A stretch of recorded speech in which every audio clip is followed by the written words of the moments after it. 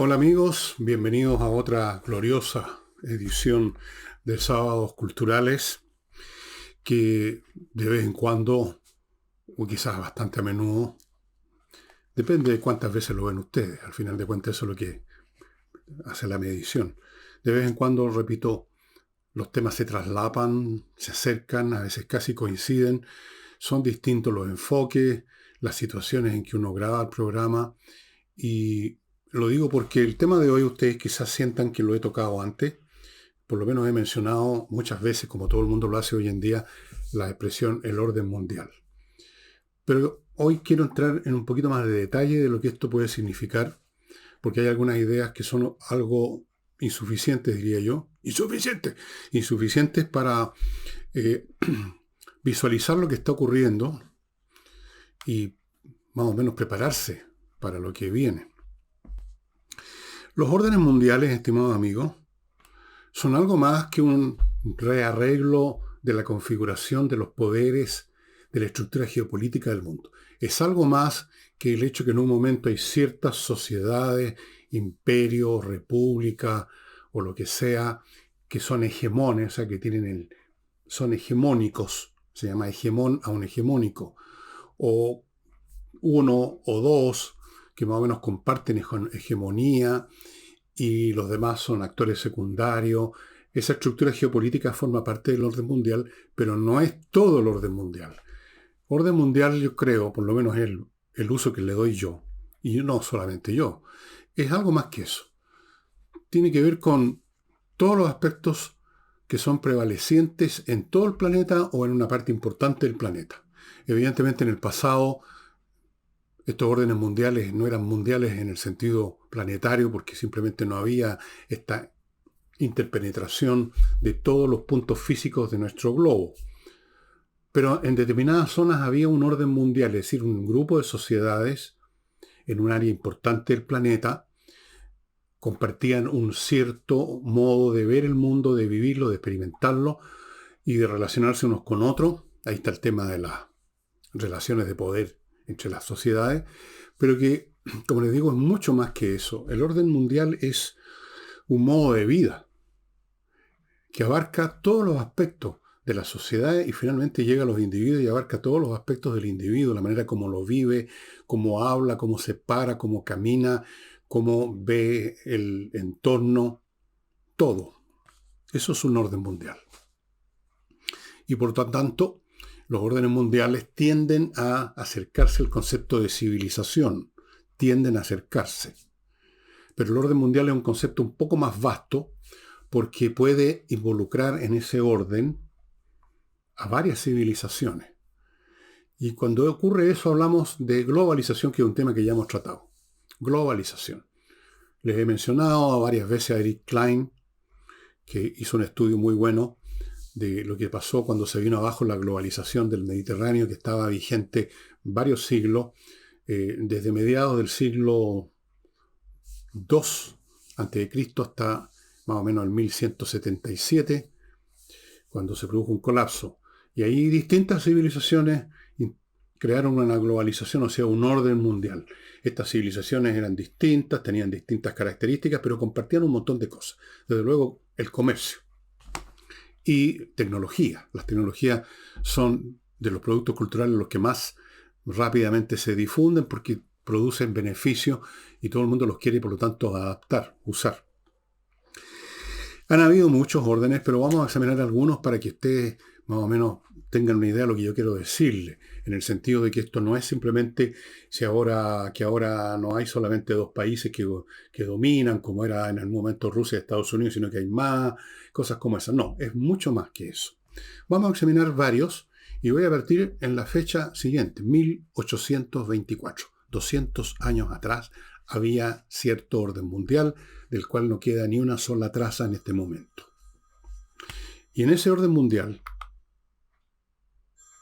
tuve que pararme un segundo, perdonen. 1824. Centrémonos en Europa, que es el mundo que yo conozco. No sé cómo era la situación exactamente tengo solo una aproximación muy vaga en China o la India, así que me voy a centrar en Europa porque es un ejemplo, sirve de ejemplo. ¿Qué es lo que ocurría en 1824 en Europa? ¿Qué clase de orden mundial entendido como un ordenamiento, como una relación entre potencias, como un modo de vida, regímenes políticos prevalecientes, todo eso? ¿Qué pasaba en ese mundo? ¿Cómo se veía? En 1824, Europa estaba recién saliendo de las guerras napoleónicas. Las guerras napoleónicas terminan con la batalla de Waterloo en 1815. En ese mismo año, incluso antes de la batalla de Waterloo, ya estaba empezando a funcionar el Congreso de Viena, donde se estipuló, fue la primera reunión entre naciones poderosas en la historia de la humanidad que se juntan para tratar de arreglar el conjunto del orden mundial, que para ello era el mundo europeo, para evitar nuevas catástrofes como había sido primero la Revolución Francesa y luego las guerras napoleónicas. Entonces ahí estaba Prusia, Rusia, Inglaterra, la propia Francia participó y un montón de otros países menores. Un poco lo que pasó después de la Primera Guerra Mundial con el Tratado de Versalles. Se reunieron para reordenar el mundo. En 1824 eso ya había ocurrido. Habían pasado los años, casi 10 años, y empezaban los primeros brotes, ya habían habido algunos en 1820, pero no muy, muy grandes, los primeros brotes de lo que iniciaría una nueva etapa en el contenido psicológico y político de muchos habitantes de Europa que participaban, que eran más o menos protagonistas de la historia, y esto también es un rasgo a propósito característico del periodo, porque esos protagonistas no son los mismos de ahora. Los protagonistas eran las élites y unas pequeñas clases medias. El resto era invisible. Las grandes masas eran invisibles. No participaban. No tenían, apenas tenían tiempo para, digamos, para sobrevivir. Empezaba el movimiento nacionalista contra las monarquías. Empezaba en ese mismo periodo empezaba a tomar velocidad algo que había impartido con balbuceos a finales del siglo XVIII, la gran revolución industrial, el uso del vapor como fuerza motriz, la máquina de vapor. Estaban por empezar a desarrollarse los ferrocarriles. Todavía, eso sí, no existía la radio, telegrafía, la telegrafía con hilo y la sin hilo, no existían los vehículos motorizados. Como digo, estaba por desarrollarse la locomotora, que es un motor a vapor con ruedas para avanzar, qué sé yo. Estaba vívido el recuerdo en la mente de muchos que lo habían vivido de las guerras napoleónicas, e incluso habían viejos que habían vivido el periodo de la Revolución Francesa, tanto en Francia como en el resto de Europa. Los pensamientos, los sentimientos de esa generación que se expresan en la literatura de esa generación, en las obras de teatro, en la música. Beethoven creo que ya había muerto, me parece que justamente por ese año o el año anterior, por ahí había muerto Ludwig van Beethoven, una nueva clase de música, distinta a la de Mozart, Haydn y todos los del periodo del siglo XVIII. Un distinto teatro, una distinta filosofía. Estaba, digamos, en pleno furor la filosofía hegeliana. Era un mundo que para nosotros, si fuéramos en una máquina del tiempo, no lo podríamos reconocer, no simplemente por la ausencia de todas las tecnologías que para nosotros son como el aire que respiramos, sino por la postura, por la manera de ver el mundo, por la manera de sentir, cómo se entendían, por ejemplo, las relaciones amorosas entre hombres y mujeres. Las otras relaciones amorosas que pudieran existir no eran temas siquiera, estaban absolutamente arrinconadas. Y aquellas relaciones entre hombre y mujer eran muy distintas a las de hoy. Por supuesto, todas las relaciones hombre y mujer románticas terminan en el mismo lugar. ¿Para qué estamos con cuestiones? Pero el proceso para llegar a ese lugar es bastante diferente. La manera como se veía, el hombre veía a la mujer y la mujer al hombre, existía todo eso que ha llamado en la historia de las artes el romanticismo, o sea, el novelismo en última instancia. Era un mundo completamente distinto al nuestro. Todavía subsistían las monarquías, y monarquías operativas, no monarquías más o menos de adorno, de fachada, como ahora existen en Holanda, en Inglaterra. incluso en España, sino que eran agentes políticos efectivos. Había monarquía en Inglaterra, había monarquía en Francia, estaba gobernando en ese momento Luis XVIII, o ya lo había, sí, no, ya lo había reemplazado Carlos X, uno de los dos, Carlos X. Había, por supuesto, imperaba el zar en Rusia, existía el imperio austríaco con un emperador, existía el rey de Prusia, etcétera, reyes, príncipes. Existía el principio monárquico expresado como emperadores, reyes o príncipes, por último. Eso era lo que existía. La sociedad era muy estratificada, había una élite noble, propietaria de tierras, generalmente algunos no las habían perdido. Había una pequeña capa que estaba creciendo, llamémosla empresarial, por darle un nombre, gente asociada a este mundo nuevo que empezaba a surgir con la industria mecanizada, pero la economía seguía siendo básicamente agraria, la fabricación de manufacturas era en talleres menores, en artesanía, ¿no? La gran fábrica con chimeneas de humo, digamos, empezaban a crecer, empezaban a aparecer, pero no eran lo principal. Un mundo completamente distinto. Y en el plano geopolítico, los dominantes eran, primero que nadie, Inglaterra, por su comercio, por su flota. Rusia, por el tamaño de sus ejércitos, a pesar de que todos sabían que estaban atrasadísimos los rusos. Francia, derrotada en las guerras napoleónicas, pero igual un país grande, con mucha población, un país de gran extensión física dentro de Europa, un país que había que tomar en cuenta, un país importante, una de las potencias, aunque estuviera un poco con alicaída en ese momento. Norteamérica no existía. Existía Norteamérica, eran los Estados Unidos, ya se habían independizado hacía rato, pero no contaban en el cuadro mundial. No contaban. Era Europa. Y en Europa era Inglaterra. Y Rusia, Francia, y un poquito más atrás, o bastante más atrás, Prusia. España, Italia no existía como entidad política, era un montón de principados, qué sé yo, dominios de los austríacos, etc. España atrasadísima, en decadencia total de hacía tiempo, no se recuperaba, envuelta en guerra civil, en muchas situaciones en ese siglo XIX. Ese era el orden mundial de 1824. Y como les digo, no era solamente este ordenamiento geopolítico de cuáles son las grandes naciones que dominan, sino que todos estos otros elementos y muchos más que no les he mencionado. Vamos ahora a... Bueno, perdón, antes de continuar. Les decía que la economía era básicamente agraria, con algunos elementos industriales que estaban empezando a surgir, con una artesanía que venía de siglos, y con un determinado nivel tecnológico que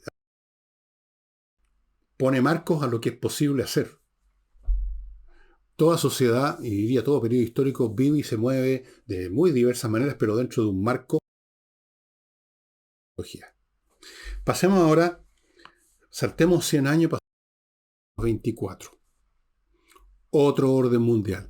El de 1824 se ha desvanecido. Todas esas monarquías que les mencioné se desplomaron, incluso algunas que surgieron después de 1824, como el emperador alemán, que surgió después de la guerra franco-prusiana de 1870. Se derrumbó con la Primera Guerra Mundial, se vino abajo el imperio alemán, se vino abajo el imperio austrohúngaro, se vino abajo el imperio del zar, se vino abajo el imperio turco. 4 imperios se desmoronaron. El mapa político de Europa cambió completamente. Las tecnologías que ya existían eran infinitamente superiores y diferentes a las de 1824.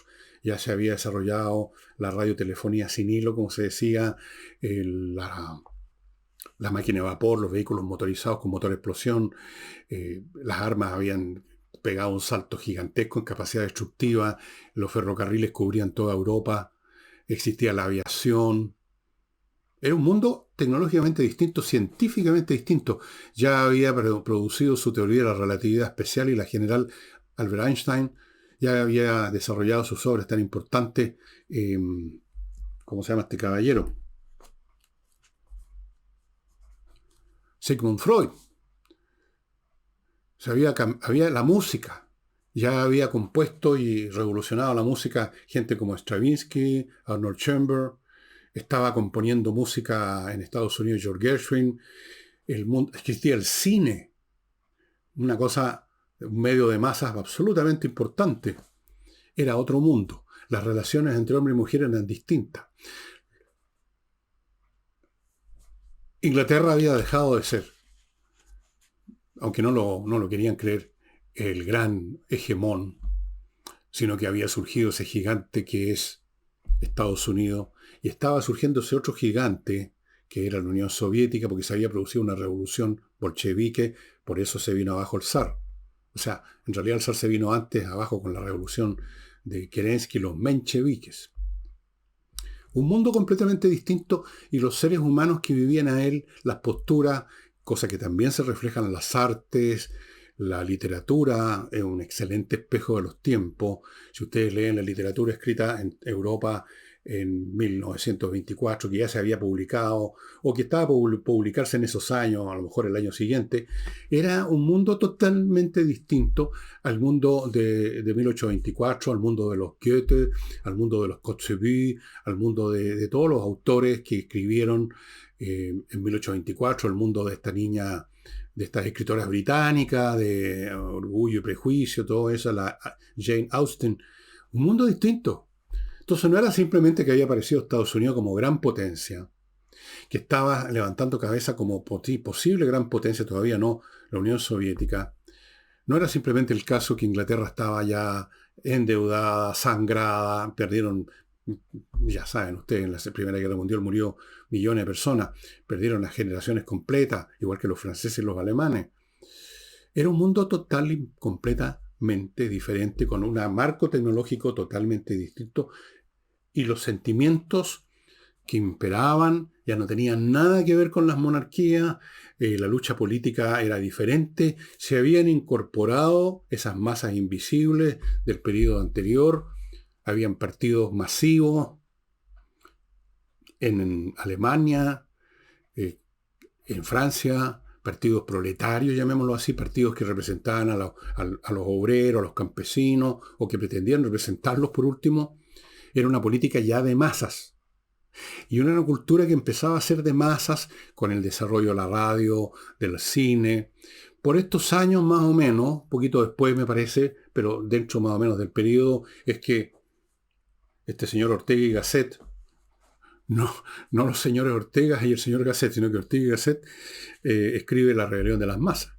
Él empieza a ver los primeros elementos de este proceso de ascenso de las masas que a lo largo de milenios aparecían muy de vez en cuando en la forma de una explosión, de un motín, de una revuelta, pero nada más. No eran verdaderos agentes. Un agente político es alguien que permanentemente es capaz de tomar decisiones y influir en la marcha de los asuntos, y no simplemente alguien que viene a romper un vidrio. Empiezan a emerger como verdaderos agentes, las masas. 1924. Estados Unidos se estaba convirtiendo, ya se había convertido no solo en un hegemón político a nivel mundial, sino que en la mayor potencia económica del mundo.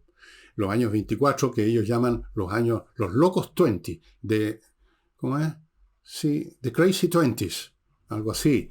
Una época de un gran crecimiento económico, de mucho optimismo. Precisamente los periodos de crecimiento económico generan optimismo porque la gente ve que hay opciones, que se andan buscando pega, van a encontrar pega, que los salarios suben, que hay más productos disponibles. Se produce una sensación de cierto entusiasmo, de cierta confianza de que las cosas van a ir así para siempre jamás. Ese era el clima que reinaba en Estados Unidos en 1924. En Europa no tanto, porque estaban recién saliendo de la Primera Guerra, habían sufrido unas tremendas mortandades. Uno de los países más heridos por esto, y yo lo sé muy bien porque un tío abuelo mío, Carlos Portas, tengo una foto de él en que aparece con el uniforme de poilu, de soldado francés. Fueron millones los muertos, se fue sangrada Francia. Fue sangrada. Entonces estaba eso, también las huellas económicas. Imagínense usted lo que significa lo que para una nación convertir su economía en economía de guerra, y luego los costos de eso, las deudas, todo, etcétera. Era tremendo. Había muchos conflictos políticos. Estaban surgiendo, ya había surgido, me parece, por esos años iba a surgir la figura de Mussolini en Italia. Estaba surgiendo todavía como un personaje más o menos ridículo, pero estaba ya por empezar a surgir, o ya surgiendo, Adolf Hitler en Alemania. La política se iba a polarizar enormemente y iba a conducir a la Segunda Guerra Mundial. Eso es el año 1924.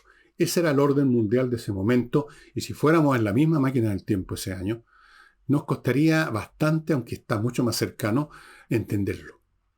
Las posturas sobre todo orden de cosa que se manifiesta, repito, en la literatura, no son entendibles, comprensibles para nosotros, y ellos no nos habrían comprendido tampoco.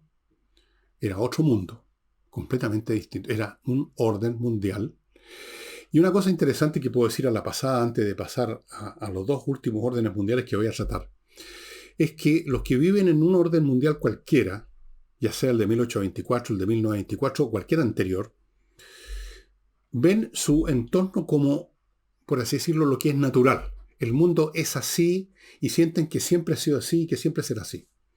Que esa es la manera de pararse en el mundo. Y se les hace imposible imaginar un cambio que vaya a... No saben para dónde podría ir un cambio, ¿no? De hecho, toda época, especialmente en su zona, en su época, en su etapa próspera, cada una de estas constelaciones sociales, políticas y culturales, hay un momento, una fase de crecimiento que genera optimismo. Todas ellas en ese momento ha surgido la ilusión de que eso se va a prolongar indefinidamente, que el único cambio es que va a crecer, que va a abarcar más países. Es la ilusión que tenían en la Belle Époque, de la cual he hablado en algún programa. La ilusión de que todo iba a seguir así para siempre, que la única novedad era cuántos más países o regiones del mundo que todavía estaban viviendo en una etapa atrasada de la civilización, cuándo se iban a incorporar al mundo europeo civilizado. Incluso los que viven en un orden mundial no pueden entender uno que existió antes que ellos, del cual tienen registro histórico.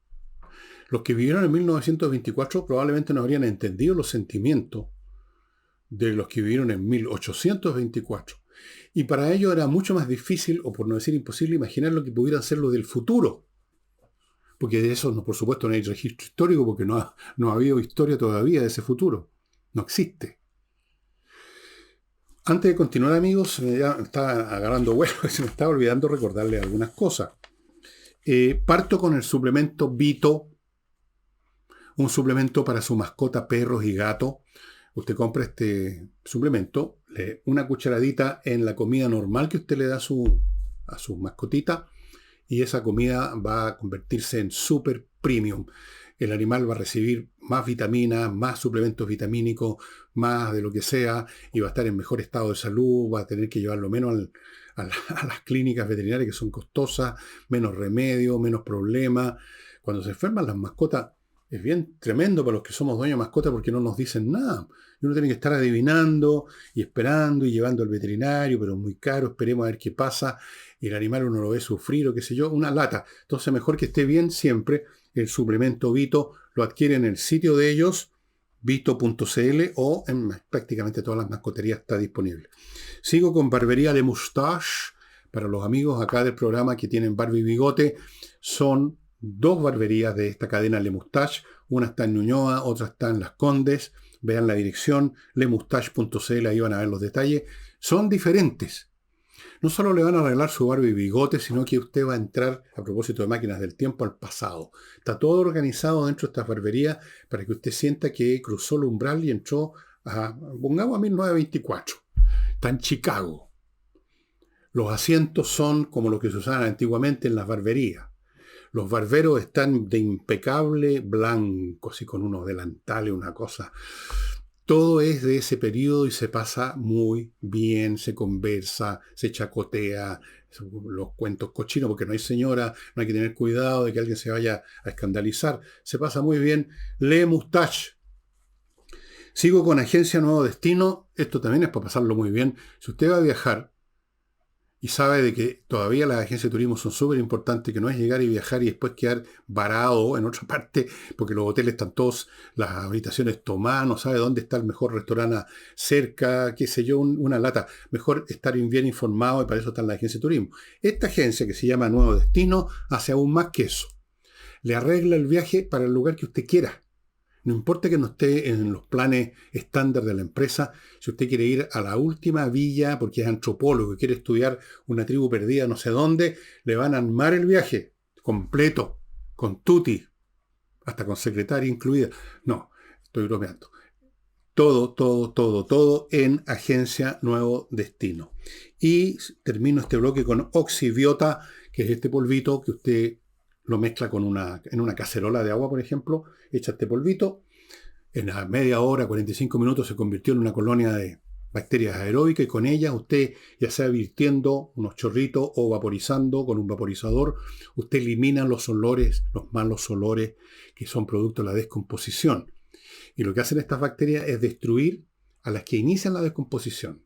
Se van a la guerra, las destruyen, se acaba la descomposición, se acaba el mal olor. Es decir, van a la raíz del problema, estas bacterias. Usted con Oxibiota va a la raíz del problema, es santo remedio, amigo. Todos los restaurantes debieran tener esto. Todos. Porque ahí sí que se junta todo material orgánico, ¿no? Oxibiota. Bueno, voy ahora a continuar, amigos. Y vamos ahora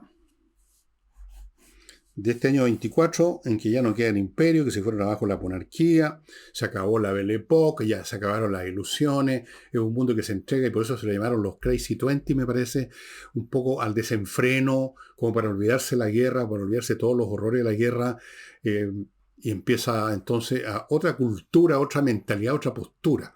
Incluso para las chicas jóvenes que estaban muy metidas en esta onda de la bohemia norteamericana, tenían un nombre especial, que no me acuerdo en este momento, así como existieron los hippies en los 60, había una expresión para estas niñas que no es que fueran prostitutas ni nada, sino que, digamos, como las niñas jóvenes de ahora que van a las fiestas, que van a las discotecas, yo no sé ni siquiera si existen discotecas ya, eran estas niñas. Creo que la llamaban las flappers o algo así. Era otro mundo cultural, otro orden mundial, con otro hegemón. No ya Inglaterra, no Francia, Alemania menos todavía, Rusia se había venido abajo, Estados Unidos. El cine norteamericano lo cubría todo, la música norteamericana, las costumbres norteamericanas, la manera de vestir de los norteamericanos, todos se norteamericanizaron totalmente. El jazz, por ejemplo, del cual algo se empezó a difundir por toda Europa, mucho más fuerte que antes. Surgen conjuntos europeos de jazz, qué sé yo. Bueno, y pegamos un salto ahora a 1954. Acaba de terminar la guerra de Corea, o está por terminar. Sí, ya terminó. Terminó la Segunda Guerra Mundial. Aún no ha empezado la guerra de Vietnam. Los franceses están muy jodidos en Indochina, están por perder ahí su colonia. Y es otro mundo. Es otro mundo en que ahora tenemos en este orden mundial dos hegemones. Rusia ya tiene la bomba atómica y es una superpotencia. Estados Unidos sigue siendo una superpotencia. Inglaterra sigue su camino hacia la pérdida de posiciones.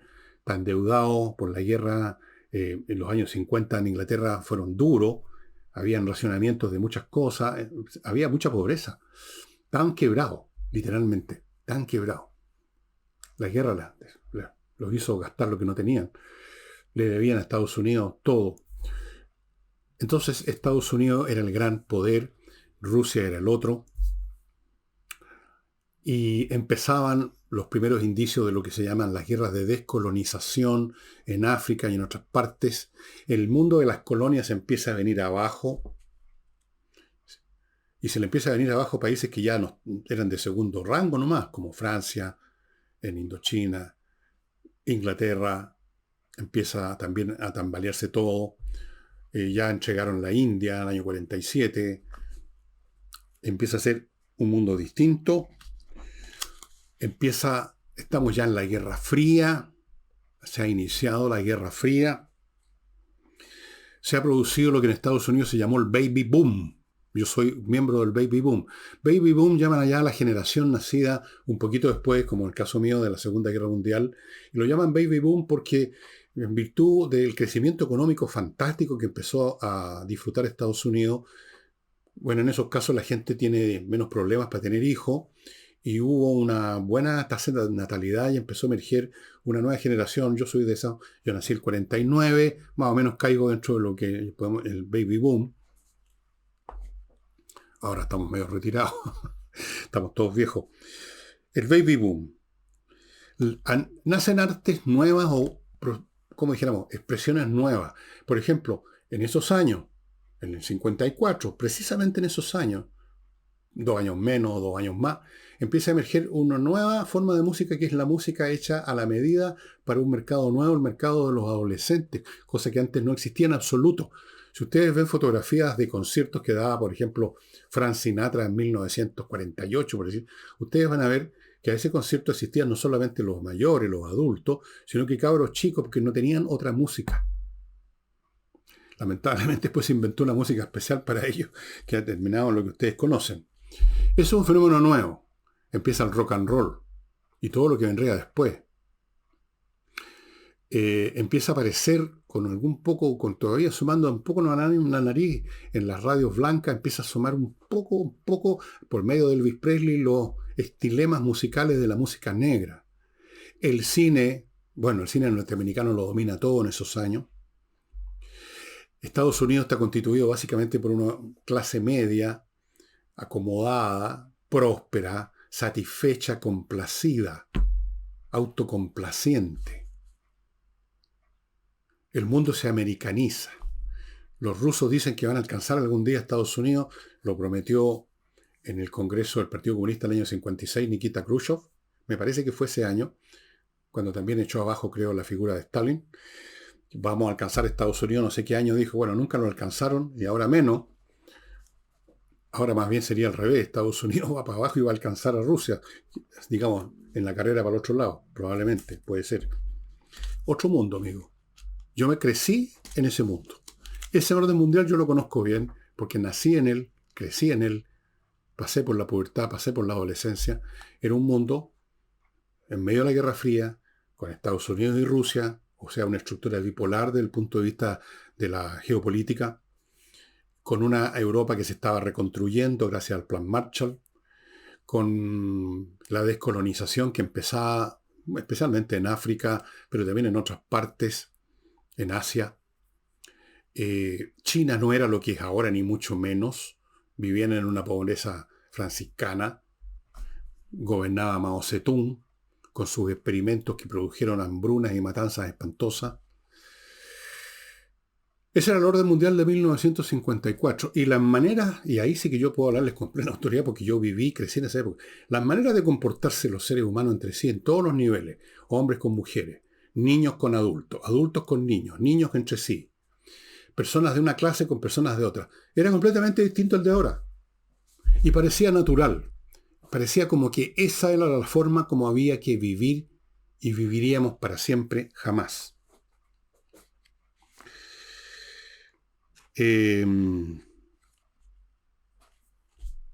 Como digo, la ilusión. El mundo se iba a americanizar completamente. Los valores que uno veía en el cine norteamericano, las comedias, Rock Hudson, Doris Day, ese mundo de la casa en un suburbio, una ciudad norteamericana, en la cochera 2 autos, el marido llega a la casa y lo está esperando la mujer que no trabaja, está perfectamente maquillado, lo está esperando listo con los martinis y listo. Ese mundo que se vio en películas especialmente también de los 60, pero ya empezaba a ser algo como retrospectivo. Ese mundo, ese orden mundial, parecía, como todos los órdenes mundiales, lo natural. Y no era lo natural. La pregunta es, ¿qué viene ahora? Porque todos sabemos y todos hablamos y todo el mundo habla de que se está viniendo abajo el orden mundial, que cosa que efectivamente... ¿Pero qué viene? La respuesta es, no tengo la más mínima idea. O sea, tengo algunas ideas que las voy a decir acá, algunas que tengo, pero en realidad es nada comparado con lo que va a construirse.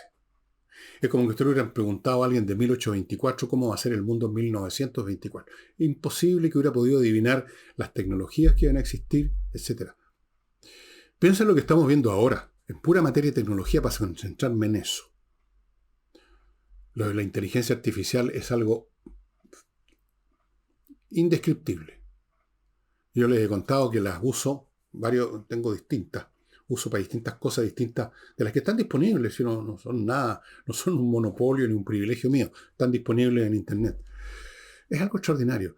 Lo que se está Lo que está pasando en el campo de la informática, los nuevos desarrollos de hardware, ya olvídense del computador basado en la notación binaria 1 y 0, el computador cuántico opera de otra manera, completamente distinta, y es miles o millones de veces más rápido, más efectivo. Imagínense cómo va a cambiar el mundo eso. Imagínense esa capacidad del hardware asociada a las inteligencias artificiales que ahora operan con supercomputadores, llamémoslo entre comillas, normales. Es imposible saber los cambios que van a haber en la biología, en la medicina, en la manera como vamos a tratar nuestros cuerpos. A lo mejor vamos a poder cambiar nuestros cuerpos. Vamos a poder a lo mejor poner en una base de datos nuestra mente para ponerla en nuestro cuerpo. Todo eso es posible.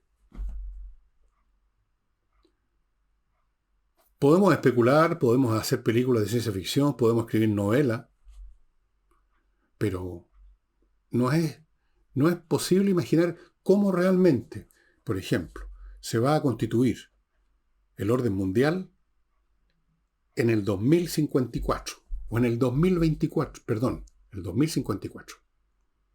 30 años más solamente. ¿Para qué hablar del 2084, 94?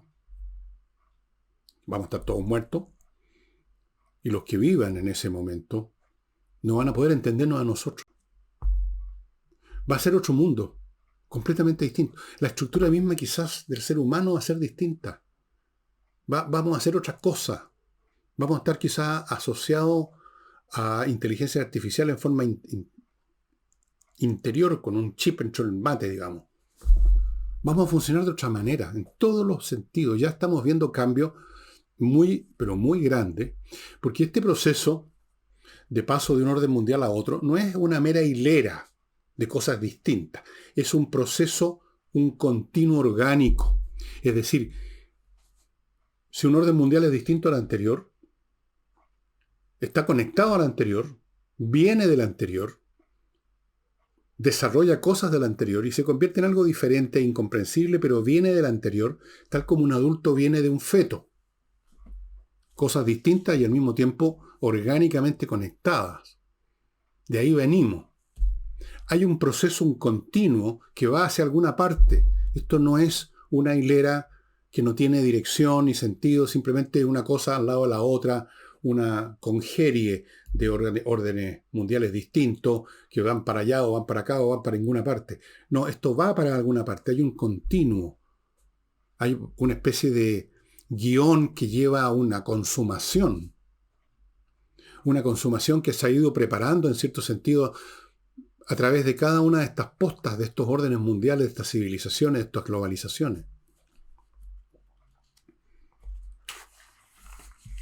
Por supuesto que es completamente imposible saber cómo se va a articular finalmente esta cuestión en el 2054, en 30 años más. Piensen ustedes cómo era el mundo 30 años para atrás. En el 1994, una fecha que parece que está, digamos, contemporánea, estábamos todos vivos, pero ¿cómo ha cambiado el mundo? ¿Cómo ha cambiado geopolíticamente, tecnológicamente, culturalmente, musicalmente, artísticamente, el cine, nuestras costumbres, las costumbres sexuales, las relaciones entre los distintos grupos etarios, entre adultos y menores, entre menores entre sí, cómo han cambiado la estructura de las ciudades, cómo se están creando nuevas normalidades de cosas incluso que hoy nos parecen criminales? Porque yo, entre las cosas que veo venir, es un mundo en que el tema de la droga no va a ser como ahora, ni mucho menos. Va a ser parte de la normalidad, el acceso a droga. No digo que sea bueno o malo, estoy diciendo lo que veo venir. Lo que estamos viendo ahora, las guerras contra el crimen organizado, la guerra contra los narcotraficantes, los balazos, el FBI, la policía, todo eso son los espasmos de nacimiento de un nuevo orden en que eso va a estar formando parte. Va a formar parte. Va a ser lo normal. A lo mejor usted va a poder ir a una farmacia a comprarse una dosis de algo. Vuelvo a repetir, yo no estoy diciendo que eso es lo que yo quiero, lo que me parece bueno. A mí me da lo mismo y a usted tiene que darle lo mismo lo que me parece a mí. Simplemente estoy diciendo lo que veo venir. Después está el tema de la presencia de las masas en la vida histórica de las naciones. eso también hay un crecimiento. Durante el 95% de la historia humana las masas han estado completamente al margen. La historia ha sido hecha por las élites políticas, intelectuales y económicas. Punto. Los demás son material que fue usado de distintas maneras, que de repente explotaba aquí y allá, de repente se amotinaban algunos, de repente había una guerra de esclavos, de repente aparecía un Espartaco, de repente, después, pero fíjense cómo ha ido creciendo. Si ustedes examinan la historia, agarran un país como muestra y ven cómo funcionaban las masas en la Inglaterra del año 1100, durante la Edad Media. Cómo empezaron a aparecer las masas en el siglo XVIII. Yo he estudiado esa cuestión. Cómo empiezan a aparecer políticamente en el siglo XIX y empiezan los movimientos obreros y empiezan las presiones políticas para tener derecho a voto, porque el derecho a voto estaba muy restringido. Muy restringido. Cómo empieza a crecer lo que se llama la franquicia política, o sea, la cantidad de segmentos que podían tener derecho a voto.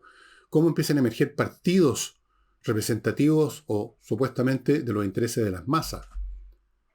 Y eso es un proceso continuo. Si ustedes hacen el movimiento inverso van a ver cómo esa presencia está, pero disminuye y disminuye y disminuye hasta casi desaparecer. Y para el otro lado crece y crece y crece y no ha hecho sino crecer y va a seguir creciendo. Y eso significa que hay un sentido en todo este proceso. La tecnología, ¿para qué hablar? Tiene un sentido. La tecnología aumentan poderío, aumentan capacidades. Ese ha sido evidentemente el curso de la tecnología. No hay simplemente un cambio parejo, pasamos de una cosa a otra y son más o menos equivalentes. El motor a vapor al motor a explosión, al motor de combustión interna hay un cambio de poder, de fuerza, de disponibilidad. Un motor a vapor siempre es una cosa más grande, más pesada. Usted no puede hacer andar un auto con un motor a vapor. Y luego tenemos los motores eléctricos, luego tenemos, qué sé yo, lo que vamos a tener. Los motores con auto, qué sé yo, lo que venga. La tecnología evidentemente también es un curso continuo, un crecimiento orgánico exponencial. Y muchos otros temas. Nuestra relación con el mundo animal. Piensen ustedes que hubo un tiempo, y no tan lejano, en que no había ninguna conmiseración prácticamente de nadie por el mundo animal. Vean ustedes las películas que hay de ciudades europeas en principios del siglo XX. Todas las calles repletas de carruajes tiradas por caballo. Maltratado, sobretrabajado, mal alimentados muchos de ellos. Cómo se trataban los animales. Yo alcancé de niño, o sea, estamos hablando de los años, principios de los 50, niños de cabros chicos. Yo alcancé a ver, por ejemplo, cómo era la actitud natural de los cabros chicos, los comunes y corrientes con los animales. Ustedes no se pueden imaginar los grados de crueldad que existían. Con el gatito, con el perrito, con lo que pillaran, cómo jugaban prendiéndole un fósforo. Hoy en día eso es inconcebible. Usted no puede llegar y patear un perro en la calle porque le cae todo el mundo encima y lo llevan preso. Hay una ley. Se está hablando ahora, me parece un poco exagerado, pero se está hablando que también es un signo de los tiempos de los peces, que también sienten. Yo no sé qué sienten, pero puede que sí. Bueno, sin evaluar si eso está bien o está mal, es un cambio en nuestra relación con el entorno. ¿Quién se preocupaba del medio ambiente? ¿Qué es eso? Habrían dicho. ¿A qué se refiere con eso medio ambiente? ¿Quién se preocupaba de cuántos bosques había, si se estaba cortando demasiado o no? Se cortaba nomás, se quemaba, no importaba un pucho. Cambios inmensos. Y las personas que nacieron en el baby boom como yo, han podido ver muchos de esos cambios inmensos. Hemos visto llegar tecnologías que no existían más que en las películas de ciencia ficción, los computadores. Yo nací cuando no habían computadores, cuando no había televisión. Bueno, no en Chile, en el mundo sí, pero no en Chile. Pero no existía en ninguna parte las computadoras portátiles, las computadoras personales. Las vi llegar, vi cuando las inventaron. Vi llegar las calculadoras, que al principio eran como una caja de zapatos, para multiplicar, dividir, raíz cuadrada, restar y sumar, y eso era todo lo que hacían. Una caja de zapatos con unos botones. Hemos visto. Entonces, ¿Qué clase de orden mundial se está montando ahora? Porque sí, está claro que se está montando otro orden mundial. Y repito, orden mundial no es meramente el hecho que hoy, en vez de haber una estructura bipolar de poder en el mundo, hay muchos focos de poder. Ese es otro hecho que también es un continuo. Si ustedes examinan la historia para atrás, se van a observar que tanto regionalmente como en el planeta en su conjunto, han existido muy pocos centros de poder que eran infinitamente más poderosos que los que venían en segundo y tercer lugar. Eso también está cambiando. El poder ahora de naciones que en otro periodo no se les habría dado la hora, no se los habría cotizado para nada en lo que toca al manejo de los asuntos internacionales, ahora sí pueden y tienen peso, y ustedes lo están viendo en las situaciones que se viven ahora. Por último, porque la tecnología les dio capacidades destructivas que hacen que la superioridad relativa ya importe menos. Por ejemplo, ¿qué le puede importar a Estados Unidos que tiene, pongamos por caso, 100 veces más armas nucleares que Corea? Y probablemente sea esa la diferencia. Si en todo caso con una bomba nuclear Corea le podría hacer un daño que resulta intolerable. Una ciudad destruida por una bomba atómica es algo intolerable para cualquier país. Una. Entonces, esa diferencia de que yo tengo 100 y tú tienes uno ya da lo mismo porque con ese uno nos puede hacer un daño inmenso. Se fijan ustedes, en otras palabras, en ciertas cosas los valores absolutos empiezan a ser más importantes que las distancias relativas. Y uno ve un crecimiento que se podría hasta en grupos políticamente bien picantes, digamos, que ni siquiera uno sabía que existían, como los Houthi. Los Houthi, un grupo que está al sur de la península arábica, en Yemen, en la zona de Yemen, a la entradita del Mar Rojo, ahí donde hay una gran circulación, porque de ahí se va al canal de Suez. Ellos, que no son nada, que no eran nada, son capaces de perturbar el comercio mundial y de disparar toda clase de proyectiles que le suministra otro país que tampoco era militarmente nada, como es Irán, pero que ahora tiene producciones masivas de armas y están por desarrollar la bomba atómica. ¿Se fijan? Entonces ya no este es el mundo bipolar, ni siquiera tripolar o cuadripolar, sino que es uno como en el oeste, cuando todo el mundo tenía un Colt, por lo tanto cualquiera podía a uno meterle un balazo. Y era muy distinta las relaciones de poder entre las partes cuando todos andaban con un Colt en el cinto. Y ahora todos tienen un Colt en el cinto. Entonces uno tiende a pensar, y yo tiendo a pensar, de que aquí no se trata, la historia humana no es una serie de civilizaciones en hilera, primero los egipcios, los sumerios, después vienen esto, y los griegos y los romanos. No es meramente una hilera, es una sola historia que tiene un continuo orgánico con fases que llamamos la civilización tal, cual y cual. Y eso, por lo tanto, tiene una dirección, y eso tiene una consumación, algo final. No digo final en el sentido que se acabe la historia humana y que nos desaparezcamos, sino que va a una conclusión global. Yo creo que es así, que esta vez va a abarcar primero a todo el planeta, a todas las naciones, va a abarcar todos los aspectos de la vida como lo hacen los órdenes mundiales y va a cambiarlo todo. Y por supuesto nosotros no podemos ver sino atisbos de eso que viene porque es demasiado complicado, son demasiados los factores.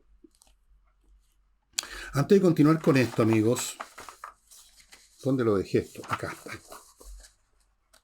¿Es esto? Sí.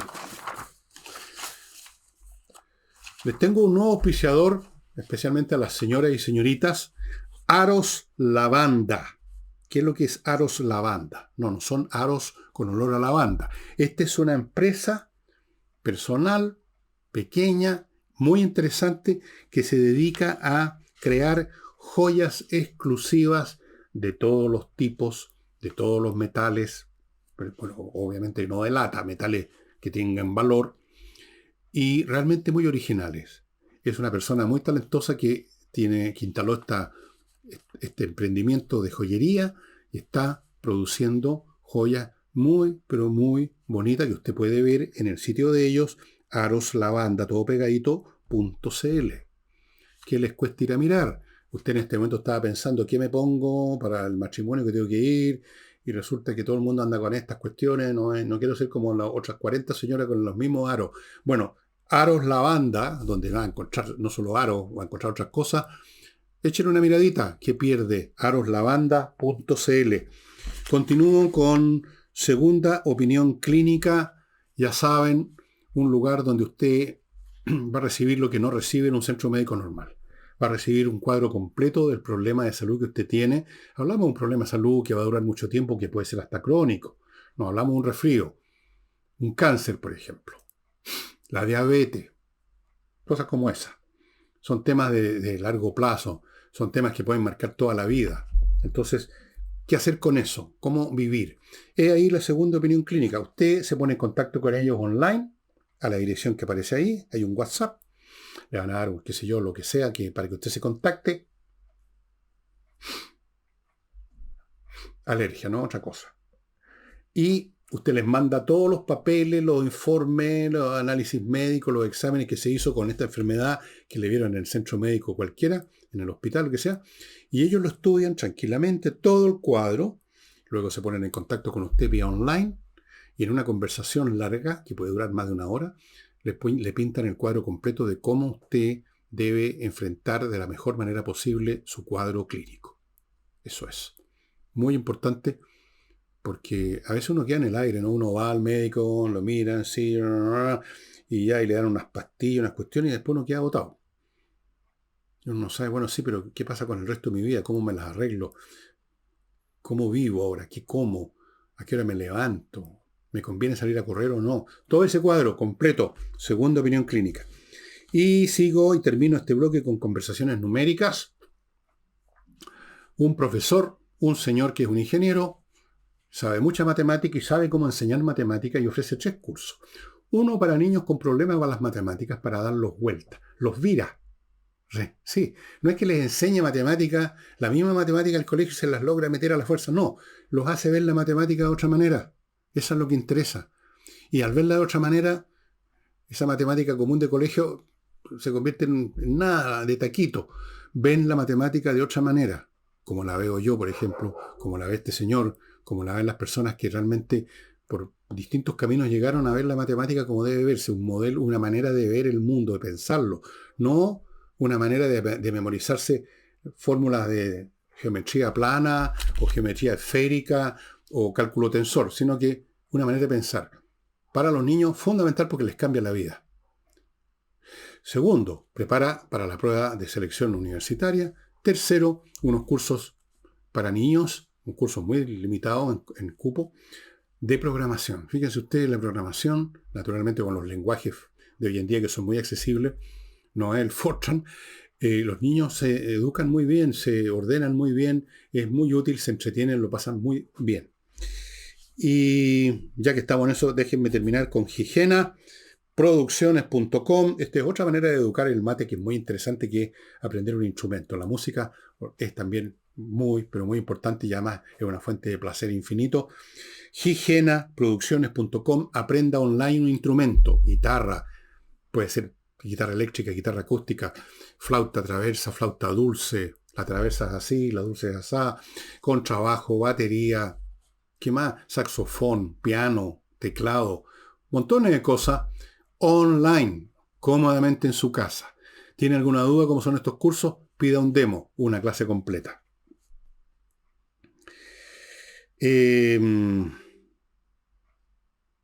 Gigena Producciones. Y González y compañía, un buffet de abogados penalistas para los casos penales, que son los más serios. Y en ese caso no vale la pena, es peligroso tomar un abogado generalista que le hace a todo y no le hace a nada. Póngase en contacto con González y compañía. Son de los mejores abogados penalistas de la plaza.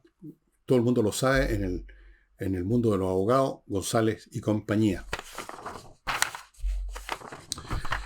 Estuve pensando en qué clase de libros mostrarle que tuvieran alguna relación siquiera con esto.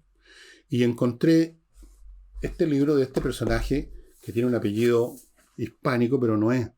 Felipe Fernández Armesto. Este libro que está disponible con un título un poquito distinto por otra edición, pero es el mismo. Yo verifiqué que es el mismo y los capítulos son los mismos. Civilización. ¿De qué trata esto? Es una historia de la cultura de la humanidad y su frágil relación con la naturaleza. Escrita con un estilo único que ha hecho de este libro un bestseller. Fernández Armesto examina muy cercanamente las sociedades del mundo desde las civilizaciones marítimas polinésicas, unos pueblos que hubo en el Sahara, y así sucesivamente. Cuando uno analiza civilizaciones con el criterio con que lo hace Esteban, que lo tengo marcado hoy con... esto del orden mundial se hace más accesible porque cada civilización es un modo de ver el mundo, distinto a otro. O sea, hay una mirada. Ustedes lo pueden comprobar hoy en día si van a civilizaciones completamente distintas a la nuestra, si van a China, por ejemplo, o si van a la India. Se han americanizado muchas cosas, especialmente en la India. Las tecnologías, por supuesto, son válidas en todas partes, pero muchas cosas son muy diferentes la manera de ver. Bueno, en la India, por ejemplo, tienen una relación con los animales completamente... Nosotros nos estamos acercando un poco a eso, pero desde hace tiempo ellos respetan mucho la vida animal. Hay otra mirada. En China también hay distintas, la forma como ven los chinos, por ejemplo, el tema de la familia, los antepasados.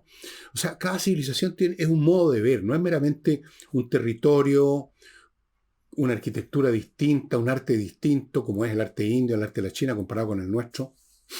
Es otra cosa, son modos de comportamiento tan distintos que a veces, o muchas veces uno no los entiende.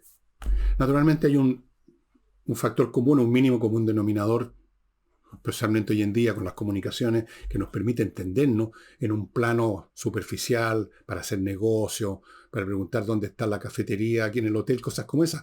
Pero en las cuestiones más profundas somos diferentes. Y cada civilización es diferente a otra en ese sentido. Aunque están conectadas orgánicamente en este proceso de la humanidad en su conjunto que va hacia alguna clase, yo creo, de consumación.